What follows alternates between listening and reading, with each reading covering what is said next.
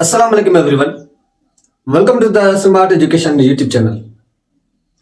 तो आज हम इलेक्ट्रोकेमिस्ट्री का सबसे ज्यादा इंपॉर्टेंट टॉपिक को डिस्कस करेंगे, वो है इलेक्ट्रोलाइसिस सेल या इलेक्ट्रोलाइटिक सेल। इस टॉपिक में आप वो चीजें समझेंगे जो चीजें पहले आपने नहीं समझी होगी। काफी ज्यादा नॉलेजेबल लेक्चर होगा आपके लिए। कौन सी चीजें? जैसे कि हमारे पास इलेक्ट्रोलाइसिस और इलेक्ट्रोकेमिकल सेल में डिफरेंस क्या होता है, उसके बाद इस सेल के अंदर जो रिएक्शंस हमारे पास हो रहे हैं, रिडॉक्स रिएक्शंस, उनके बारे में डिस्कस करना। एक इनर्ट इलेक्ट्रोड्स और एक्टिव इलेक्ट्रोड्स में डिफरेंस क्या होता है। उसके बाद इस सेल में रिएक्शंस करने से जो पीएच के अंदर चेंजिंग्स आती है, या इसको हम न्यूट्रलाइजेशन रिएक्शंस क्यों कहते हैं, इन सारी चीजों को हम डिस्कस करते हैं। देखिए यहां पे जो इलेक्ट्रोलाइसिस है, दो वर्ड्स का कॉम्बिनेशन से।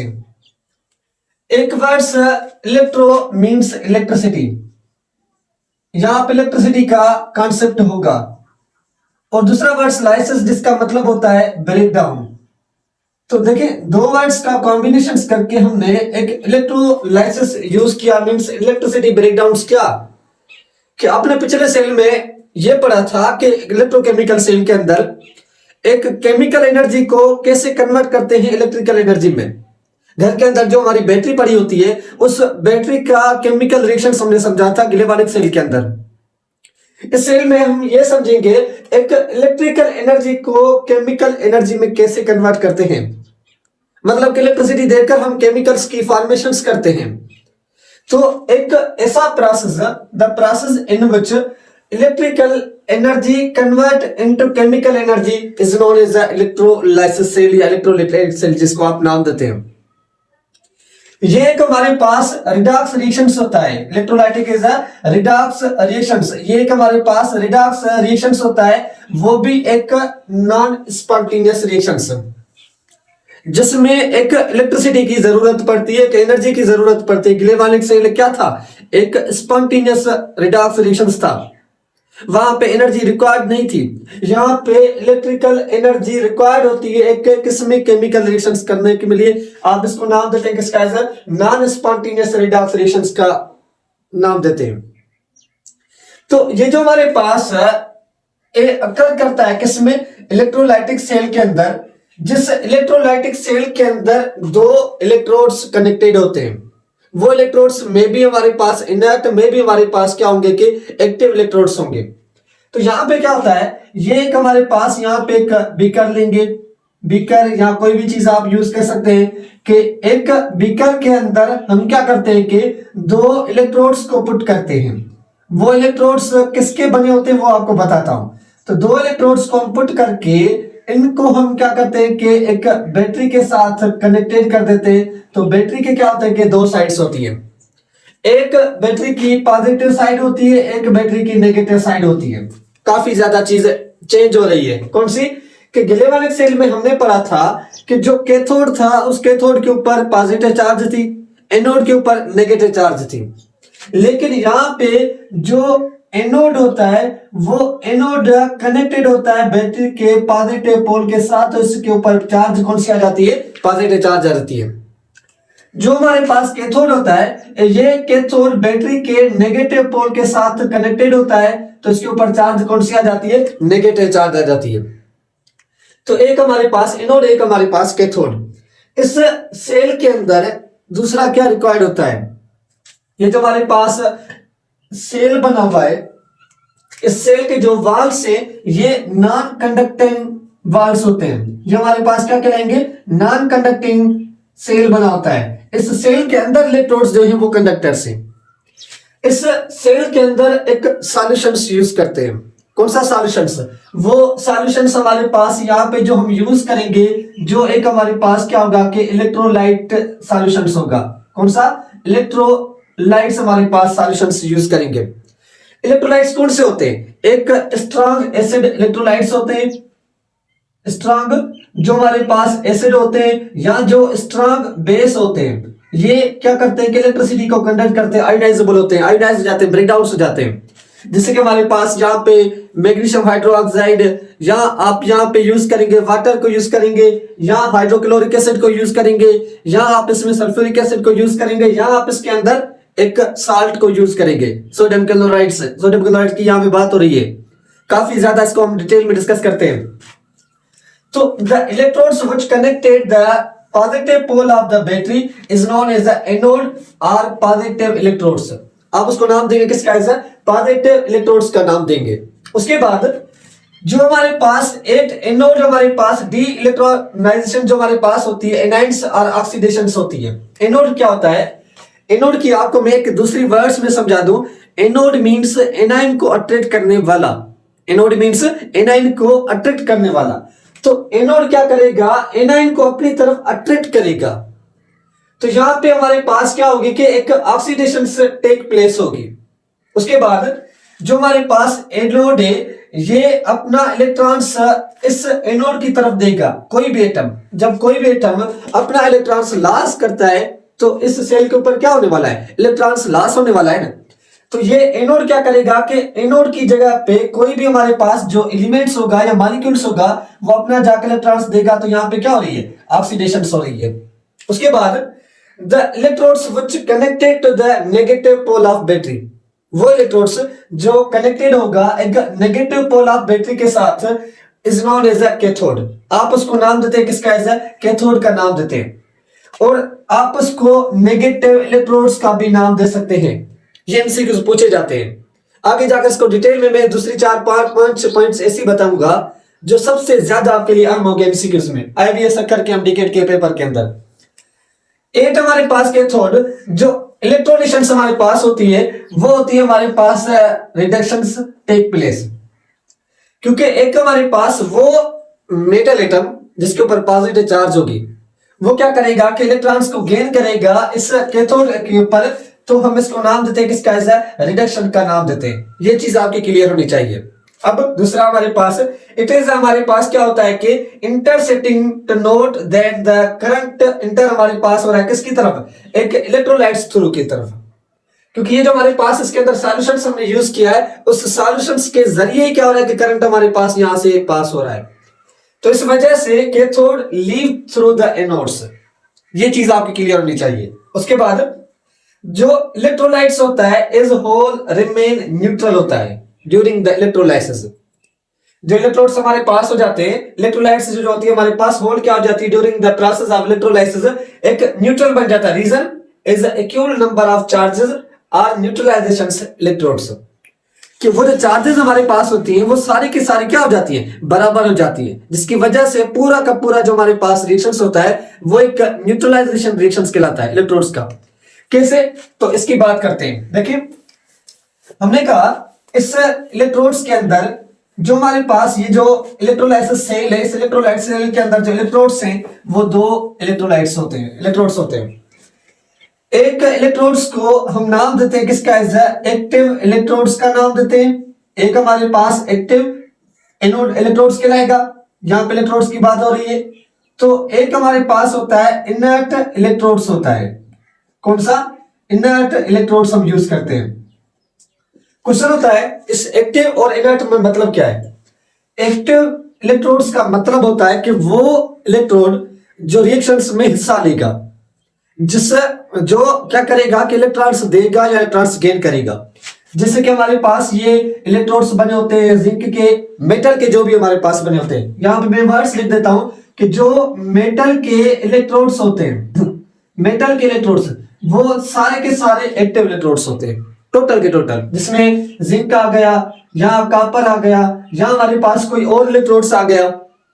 इसमें हमारे पास यहाँ पे कोई भी आप इलेक्ट्रोड्स यूज करें जो हमारे पास मेटल्स के बने हो, वो सारे के सारे क्या होते हैं कि एक्टिव इलेक्ट्रोड्स होते हैं, वो रिएक्शंस में हिस्सा लेते हैं।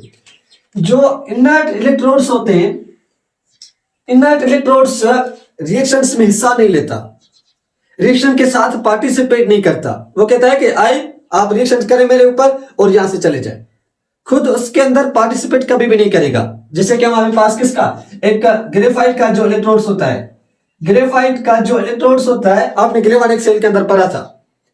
तो ग्रेफाइट का जो इलेक्ट्रोड्स होता है वो एक इनर्ट इलेक्ट्रोड्स है, वो रिएक्शन के अंदर पार्टिसिपेट नहीं करता, जिससे कि हमारे पास इसमें प्लेटिनम का जो इलेक्ट्रोड्स होता है वो इसके अंदर पार्टिसिपेट नहीं करता, ऐसे ही रिएक्शन हो जाता है उसके ऊपर, वो खुद यहां से क्या होता है कि आजाद होता है।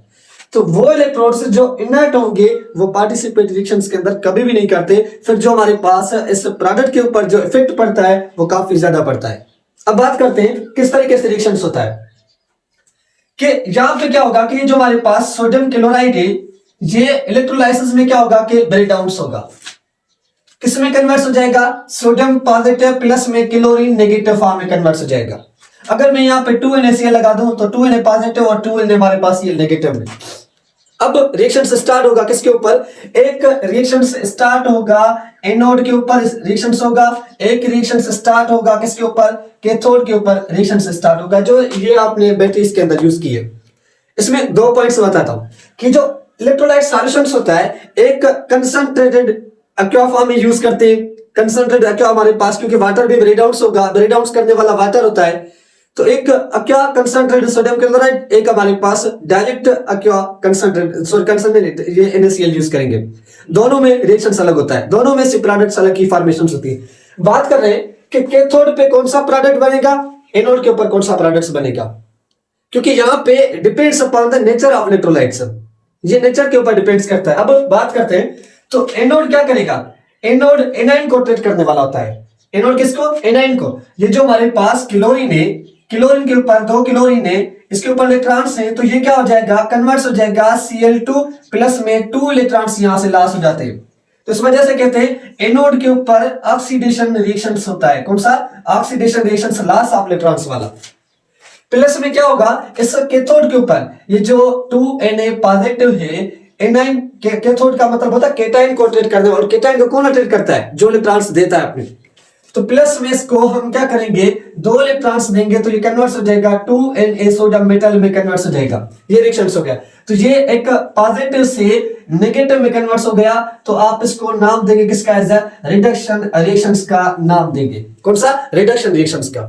अब बात करते हैं जब NaCl एक एक्वा NaCl यूज करेंगे, एक सॉल्यूशंस बनाएंगे, एक्वा NaCl मतलब के सोडियम क्लोराइड को वाटर के अंदर मिक्स करेंगे। तो जब आप क्या करते हैं, वाटर के अंदर मिक्स करते हैं NaCl को, तो NaCl ब्रेक डाउन हो जाता है, Na पॉजिटिव प्लस में क्लोरीन नेगेटिव आयंस रिलीज करता है। जो H2 होता है वाटर, ये भी ब्रेक डाउन हो जाता है, H पॉजिटिव प्लस में OH नेगेटिव आयंस रिलीज करता है। तो ये जो हमारे पास यहाँ पे ये सोडियम क्लोराइड है, ये कंसंट्रेटेड एक्वा सोडियम क्लोराइड है, कौन सा, कंसंट्रेटेड एक्वा सोडियम क्लोराइड है। तो अब हमारे पास 2 रिएक्शन स्टार्ट होंगे, एक रिएक्शन होगा एनोड के ऊपर, एनोड के ऊपर, एक रिएक्शन होगा कैथोड के ऊपर। तो ये 2 रिएक्शन होंगे। एनोड पे कौन से रिएक्शन होंगे, एनोड केटाइन को ट्रीट करने वाला, एनाइन को ट्रीट करने वाला है। एक तो क्लोरीन एनाइन है, दूसरा हमारे पास OH जो है वो भी क्या है कि एनाइन है। अब बात हो रही है कि जो हमारे पास OH एनाइन से और जो हमारे पास क्लोरीन एनाइन से, इनमें से पहले हमारे पास कौन सा रिएक्शन होगा, इनमें से पहले कौन सा रिएक्शन होगा, क्योंकि क्लोरीन भी नेगेटिव, OH भी नेगेटिव, और यहाँ पे एक सोडियम पॉजिटिव है प्लस में H पॉजिटिव है, तो पहले कौन सा रिएक्शन होगा। तो अब बात हो रही है कि जब H पॉजिटिव Na पॉजिटिव, तो अब रिएक्शंस होगा, यहाँ पे प्रेफरेंस की बात होगी, यहाँ पे जिसकी रिडक्शन पहले, जिसका ऑक्सीडेशन पहले, वो रिएक्शंस होगा, वो चीज पहले बनेगी। क्योंकि हमेशा MCQ जो होता है उसमें से पूछा जाता है कि सबसे पहले प्रोडक्ट कौन सा बनेगा जब आप concentrated aqua sodium chloride use करते हैं, क्योंकि यहाँ पे सोडियम पॉजिटिव भी है, H पॉजिटिव भी है कैथोड के ऊपर। कैथोड जो केटाइन को ट्रीट करने वाला है, पहले प्रोडक्ट्स कौन सा बनाएगा। अब ऐसे जब आपके पास आ जाए तो उस वक्त आपका ये केस हो जाता है कि पहले रिडक्शन किसकी है, पहले ऑक्सीडेशन किसकी है। तो आपने एक सीरीज आगे जाकर ये मैं बता दूंगा, तो एक सीरीज हमारे पास होती है, कौन सी सीरीज होती है कि जिसमें आप ये बताते हैं कि रिडक्शन पोटेंशियल किसका ज्यादा है, ऑक्सीडेशन पोटेंशियल किसका ज्यादा है। तो उस सीरीज के अंदर हमारे पास तो उस सीरीज में जो हमारे पास आते हैं, तो पहले हमारे पास आता है सबसे पहले लिथियम, उसके बाद सोडियम, उसके बाद जिंक, उसके बाद हमारे पास आयरन लोहा होता है, उसके बाद हाइड्रोजन होता है, कॉपर होता है, उसके बाद ये सिल्वर होता है, क्लोरीन नेगेटिव होता है, उसके बाद हमारे पास OH नेगेटिव होता है, उसके बाद हमारे पास NO3 नेगेटिव होता है, उसके बाद हमारे पास इसमें होता है SO4 नेगेटिव और ये फ्लोरीन नेगेटिव। तो ये हमारे पास यहाँ पे क्या है, टॉप टू, जैसे आप बॉटम से टॉप में जाएंगे तो रिडक्शन पोटेंशियल का वैल्यू क्या होता है कि इंक्रीज होता है। किसका? रिडक्शन पोटेंशियल का। जैसे आप टॉप टू बॉटम आते हैं तो ऑक्सीडेशन पोटेंशियल का वैल्यू जो होता है वो क्या होता है कि इंक्रीज होता है। मतलब कि ऑक्सीडेशन फ्लोरीन की सबसे ज्यादा है, रिडक्शन लिथियम की सबसे ज्यादा है। तो अब हमारे पास ये आता है, तो यहां पे बात करेंगे कि अगर इसमें ऑक्सीडेशंस में ये जो हमारे पास यहाँ पे ऑक्सीडेशंस होगी कि ऑक्सीडेशंस में OH सबसे पहले आता है, OH हमारे पास पहले आता है, क्लोरीन हमारे पास बाद में आता है। तो यहाँ पे क्या होगा कि जो हमारे पास इसमें OH होगा वो पहले क्या हो जाएगा कि इसमें से रिड्यूस हो जाएगा, ऑक्सीडाइज हो जाएगा। क्या हो जाएगा? ऑक्सीडाइज हो जाएगा। तो हमारे पास OH जो होगा उसमें आप 1 इलेक्ट्रॉन्स ऐड करेंगे तो OH न्यूट्रल, और क्लोरीन जो हमारे पास है इसमें आप 1 इलेक्ट्रॉन्स ऐड करेंगे तो ये हमारे पास Cl2 की फॉर्मेशन कर देता है। किसकी फॉर्मेशन करेगा? तो 2Cl 2 इलेक्ट्रॉन्स आप यहाँ पे यूज करेंगे तो ये हमारे पास बन जाएगा। अब इसकी बात करें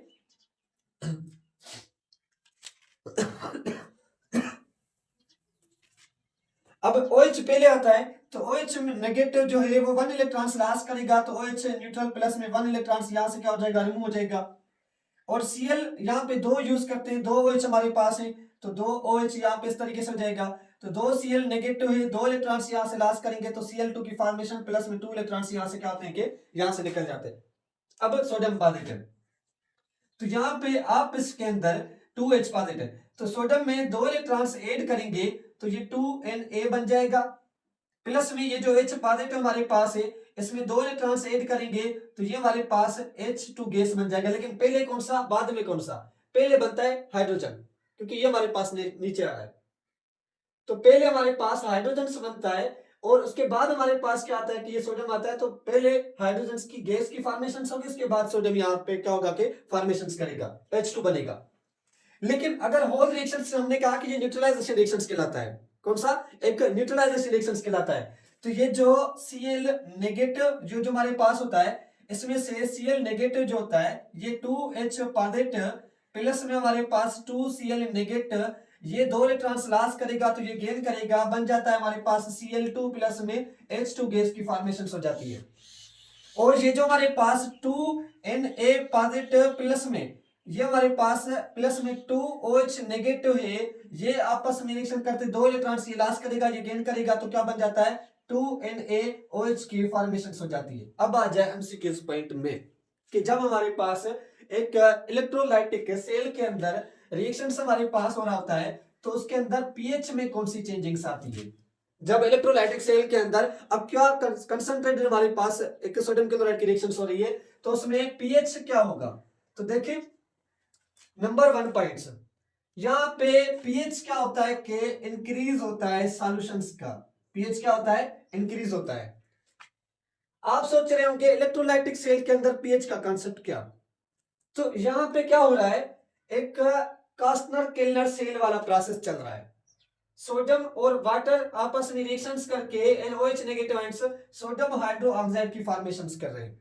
जब सोडियम हाइड्रो ऑक्साइड यहाँ पे फॉर्मेशन हो रहा है तो ये एक बेसिक सॉल्यूशंस बन रहा है। कौन सा? बेसिक सॉल्यूशंस बन रहा है। जब एक सोडियम क्लोराइड कन्वर्ट्स हो गया बेसिक में तो इसमें से पीएच क्या होगी कि इंक्रीज हो जाएगी, क्योंकि बेसिक सॉल्यूशंस की पीएच 14 की तरफ क्या होती है कि मूव ऑन करती है। उसके बाद यहाँ पे बात करती है कि NaCl की जो हमारे पास कंसंट्रेशन है, NaCl की कंसंट्रेशन वो क्या होगी? वो हमारे पास डिक्रीज हो जाती है। वो क्या हो जाती है? डिक्रीज हो जाती है। क्यों? क्योंकि सोडियम क्लोराइड ब्रेकडाउन होकर कन्वर्ट्स हो रहा है किसमें? सोडियम हाइड्रोक्साइड के अंदर कन्वर्ट्स हो रहा है, Cl2 और H2 गैस के अंदर कन्वर्ट्स हो रहा है। तो इस वजह से यहाँ पे जो कंसंट्रेशन होती है डायल्यूट फॉर्म में नहीं, कंसंट्रेटेड फॉर्म में, क्योंकि डायल्यूट फॉर्म में ये रिएक्शंस नहीं होता। कंसंट्रेटेड फॉर्म में क्या होता है? रिएक्शंस होता है। तो यहाँ पे सोडियम हाइड्रोक्साइड की फॉर्मेशन हो रही है तो हमारे पास पीएच इंक्रीज होगी और यहाँ पे डिक्रीज हो जाएगा कंसंट्रेशन ऑफ सोडियम क्लोराइड की। ये चीज आपकी क्लियर होनी चाहिए। अब बात करते हैं कि जब हमारे पास ये सोडियम क्लोराइड डाइल्यूट फॉर्म में होगा उस वक्त क्या होगा? देखिए अगर हमारे पास यहाँ पे डाइल्यूट फॉर्म में है तो रिएक्शन सी थोड़ा सा डिफरेंट हो जाता है। पीएच का कॉन्सेप्ट या कंसंट्रेशन का कॉन्सेप्ट वहां पे अलग हो जाता है। कौन सा हो जाता है कि आपने ये NaCl यूज किया, कंसंट्रेटेड नहीं, आपने ये क्या NaCl यूज किया है डाइल्यूट फॉर्म में, तो ये Na पॉजिटिव प्लस में क्लोरीन नेगेटिव आयंस रिलीज कर दिया। H2 जो हमारे पास था वो कन्वर्ट्स हो गया किसमें, ये कन्वर्ट्स हो गया H पॉजिटिव प्लस में OH नेगेटिव फॉर्म में कन्वर्ट्स हो गया। यहाँ पे प्रोडक्ट्स अलग बनेगा, वहां पे प्रोडक्ट्स अलग बन रहा था। इस वजह से मैंने कहा कि एमसीक्यू जो पूछा जाता है वो इसमें से पूछा जाता है कि कैथोड पे कौन सा प्रोडक्ट, एनोड पे कौन सा प्रोडक्ट, जब आप सोडियम क्लोराइड से डाइल्यूट फॉर्म में यूज करेंगे या कंसंट्रेटेड फॉर्म में यूज करेंगे, दोनों के प्रोडक्ट्स अलग होते हैं। तो क्या होता है कि ये हमारे पास एक एनोड के ऊपर रिएक्शंस होगा, एक हमारे पास कैथोड के ऊपर रिएक्शंस होगा। किसके ऊपर, कैथोड के ऊपर। एनोड पे कौन सा रिएक्शंस होगा कि एनोड एनायन कोटेड करने वाला है, तो एक हमारे पास क्लोरीन एक OH, तो क्लोरीन आयंस और ये हमारे पास OH नेगेटिव आयंस। लेकिन OH negative ions large quantity में, काफी ज्यादा क्वांटिटी में होते हैं। तो ये जो हमारे पास OH नेगेटिव आयंस काफी ज्यादा क्वांटिटी में होते हैं, तो पहले तो हमारे पास क्लोरीन आता है, बाद में हमारे पास OH आता है, क्योंकि रिडक्शन क्लोरीन की ज्यादा है, OH की कम है। लेकिन OH आयंस की काफी ज्यादा क्वांटिटी की वजह से OH कहता है कि भाई साहब आप साइड करें, हम ज्यादा हैं तो पहले हम हो जाए। जैसे कोई बच्चे नहीं कहते कि गर्ल्स को पहले बॉयज बाद में, या जब बॉयज या गर्ल्स हमारे पास दोनों में किसी चीज का मिकदार ज्यादा होता है तो कहते हैं कि हम ज्यादा हैं तो पहले हमें नंबरी दें। यहाँ पे वही कॉन्सेप्ट यूज हो जाएगा। OH ज्यादा है तो पहले OH अपना प्रोडक्ट्स बनाएगा।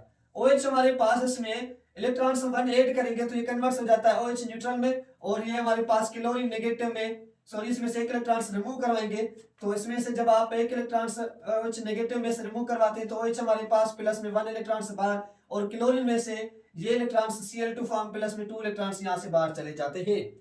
लेकिन यहाँ पे क्वेश्चन होता है कि एक डायरेक्ट NaCl के अंदर OH को न्यूट्रल कन्वर्ट करने के लिए कितने इलेक्ट्रॉन्स की नीड होती है, तो यहाँ पे 4 इलेक्ट्रॉन्स की है, वो रटी रटा भी आपके पहले वाले इक्वेशन से। तो वहां पे अलग पॉइंट बता था, क्योंकि यहाँ पे वाटर और ऑक्सीजन बनेगा न्यूट्रलाइजेशन रिएक्शंस के अंदर। उसके बाद ये Na हमारे पास ये कॉन्सेप्ट सेम चलेगा H और इसका, क्योंकि H हमारे पास इसमें आता है, पहले आता है, और वो हमारे पास बाद में आता है। तो H में से एक इलेक्ट्रॉन्स आप ऐड करेंगे तो ये बन जाएगा H2 गैस 2H, तो और सोडियम में से एक इलेक्ट्रॉन्स आप ऐड करेंगे तो हमारे पास बन जाएगा Na, ये बन जाएगा। अब रिएक्शंस कैसे होता है, रिएक्शंस ये होता है कि इसमें से OH आयंस आपस में OH आयंस के साथ रिएक्शंस करते हैं तो बन जाता है H2O वाटर प्लस में ऑक्सीजन गैस। कैसे, ये आपस में रिएक्शंस करते हैं। असल रिएक्शंस यहाँ पे प्रोडक्ट्स की बात हो रही है। क्लोरीन गैस बना लिया, और OH और OH आपस में रिएक्शंस करके ज्यादा क्वांटिटी में हैं, तो यहाँ पे कन्वर्ट्स हो जाते हैं, H और H वाटर की फॉर्मेशन कर देते हैं, ये ऑक्सीजन गैस की फॉर्मेशन बना देता है। तो कैसे, 4 OH यहाँ पे यूज करते हैं, 4 OH यहाँ पे यूज करते हैं, तो इसमें से कन्वर्ट्स हो जाता है हमारे पास 2H2O। क्या बन जाएगा, 2H2O हमारे पास बन जाएगा। तो यहाँ पे हम यूज करते हैं 2OH और यहाँ पे यूज करते हैं 2OH, तो 2 ऑक्सीजन ये, बाकी 2 ऑक्सीजन तो O2 गैस ये बन चुका। तो 4 हमारे पास यहाँ पे OH आयंस आपस में रिएक्शन करें, इस वजह से हम कहते हैं कि हमारे पास 4OH, तो 4OH हमारे पास ये बन जाते हैं, 4 इलेक्ट्रॉन्स क्या होते हैं यहाँ से रिमूव होते हैं, ये यूज करते हैं बैलेंस करने के लिए। तो जो हमारे पास इसमें ऑक्सीजन गैस की फॉर्मेशन हो रही है वो किसके ऊपर, एक एनोड के ऊपर। वाटर की फॉर्मेशन हो रही है किसके ऊपर, एनोड के ऊपर। क्लोरीन गैस की फॉर्मेशन हो किसके ऊपर, एनोड के ऊपर। पहले कौन बनेगा, वाटर बनेगा, ऑक्सीजन बनेगा, बाद में क्लोरीन गैस बनेगा, और ये बन जाएगा। तो अगर पीएच की बात करें तो पीएच रिमेन कांस्टेंट होती है। क्यों रिमेन कांस्टेंट होती है, क्योंकि यहाँ पे कोई बेसिक सॉल्यूशंस नहीं बन रहा, वही सेम का सेम वाटर बन रहा है, तो इस वजह से पीएच हमारे पास रिमेन क्या होगा कि कांस्टेंट होगा। उसके बाद इसमें जो कंसंट्रेटेड ऑफ NaCl है, तो NaCl की भी जो कंसंट्रेशन होगी वो रिमेन क्या होगी कि कांस्टेंट होगी, उसके अंदर भी चेंजेस नहीं आएगा, क्योंकि यहाँ पे कोई बेस सॉल्यूशंस नहीं बन रहा, वो हमारे पास क्या होता है, रिमेन कांस्टेंट होता है। तो ये एक हमारे पास इलेक्ट्रोलाइटिक सेल का जो रिएक्शंस होता है कि कैथोड पे क्या हो रहा है, एनोड के ऊपर क्या हो रहा है, ये चीजें आपकी क्लियर होनी चाहिए। हमेशा बात याद रखें, अगर डायरेक्ट NaCl लिखता है तो आप प्रोडक्ट से बताएंगे, अगर नहीं लिखता तो समझ जाएं कि कंसंट्रेटेड यूज किया हुआ है। अगर आपको यूज करता है कि एक्टिव इलेक्ट्रोड से अगर नहीं है एक्टिव, तो हमेशा समझ जाए कि आपका जो इलेक्ट्रोड्स होंगे वो इनर्ट होंगे। इनर्ट किसके बने होते हैं? इनर्ट बने होते हैं प्लेटिनम के, इनर्ट बने होते हैं कार्बन ग्रेफाइट के, इनर्ट बने होते हैं किसी और कार्बन के।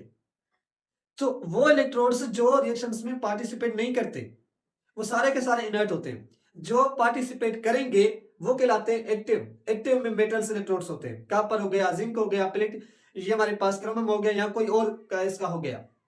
तो ये चीजें आपकी क्या होनी चाहिए कि क्लियर होनी चाहिए। इलेक्ट्रोलाइसिस के अंदर आईबीए एमडीकेट जो लेगा उसमें ये सारे एमसीक्यूज आपसे पूछे जाएंगे। तो एक भी एमसीक्यूज आपका कहीं भी नहीं होना चाहिए। और वो तब होगा जब आपकी डिटेल में डिस्कस की होगी, स्टडी की होगी। आपने जस्ट ऊपर ऊपर से पढ़ लिया इलेक्ट्रोलाइसिस क्या होता है, इलेक्ट्रिकल एनर्जी केमिकल में कन्वर्ट होती है, साथ थोड़ी चलेगा।